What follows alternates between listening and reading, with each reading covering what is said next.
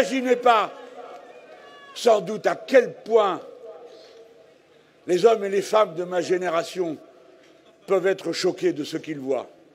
Savez-vous que le quart de l'humanité ne sait pas ce qu'est la nuit, parce que la nuit est tout le temps éclairée pour elle?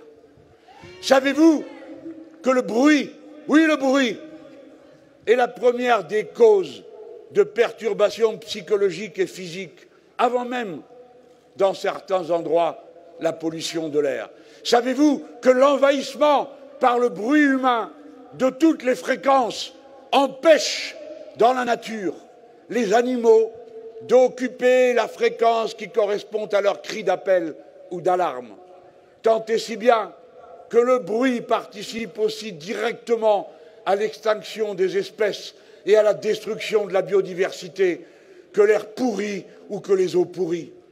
Le bruit, c'est-à-dire son contraire, le silence, est devenu un bien si prodigieux. La nuit, c'est-à-dire la possibilité d'observer les étoiles, comme l'ont fait aux premiers âges les premiers groupes humains, qui, à partir de là, en déduisirent des conclusions de mathématiques et de sciences qui permirent à l'humanité de cesser d'être ces petites troupes errantes sans futur, craignant le changement des saisons et ne sachant à quel moment semer ou récolter de peur de tout perdre.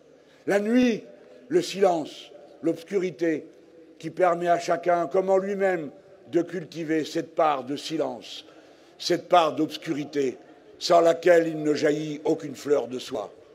Voilà ce qu'est la vie, voilà ce qu'est l'harmonie à laquelle nous voulons arriver. Tout est politique. Le bruit, le silence, la nuit, la lumière, tout est politique.